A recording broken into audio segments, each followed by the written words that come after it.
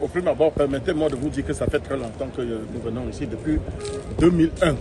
Toutes les élections, nous avons assisté. Et il faudrait aussi dire que ce n'est pas la première élection ou les premières élections anticipées que nous avons participé. Sous Abdoulaye Wade, quand il est arrivé au pouvoir, il avait dissous dans le Parlement et on a organisé dans les élections. Alors, par rapport à ça jusqu'aujourd'hui, cette fois-ci, je vais vous dire, ça n'a pas été facile parce que le délai était très court.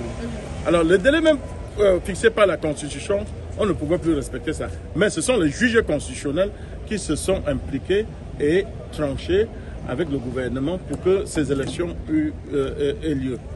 Parlons réellement donc des législatives. Nous sommes arrivés ici depuis le 6 novembre. Nous avons assisté à la campagne de quelques candidats. Nous avons rencontré le directeur général des élections avec certains de ses collègues. Nous avons rencontré aussi, comment est-ce qu'on appelle, Sénat, les membres du Sénat. Le jour d'élection, nous nous sommes déployés à Fatigue, à Mbou, à Kaolack, à Thiès, ici à Dakar, à Tambacounda, voilà, là où nous avons donc envoyé nos observateurs internationaux. Le constat est que tout le matériel électoral, tout, dans les bureaux de vote là où nous avons visité, était en nombre suffisant et surtout la bonne qualité avec l'encre indélébile. Nous avons aussi constaté que tous les membres du bureau étaient à l'heure dans les bureaux de vote que nous avons visités. Mais ce que nous avons aussi constaté, c'est les représentants des différents candidats sur la liste étaient presque absents dans beaucoup de bureaux de vote. Oui, absents carrément. Ce que nous avons aussi constaté, c'est que les Sénégalaises et les Sénégalais sont sortis nombreux pour voter et remplir ainsi leur devoir citoyen. Mais qu'à cela ne tient, nous avons aussi constaté qu'il y avait un taux d'abstention significatif.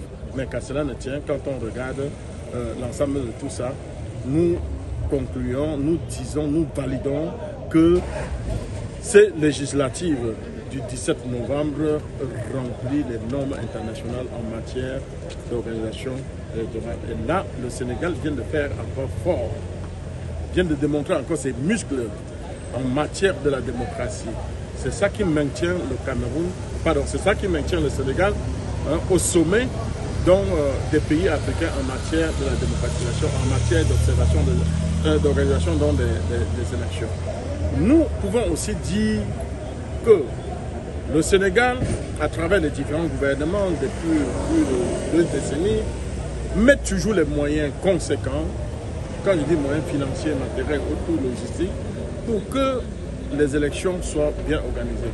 Voilà que le président Diomaye Faye, avec son gouvernement nouvellement élu il y a 7 mois, ont mis aussi les moyens nécessaires pour que ces élections se passent dans de très bonnes conditions, dans la transparence, même en matière d'organisation.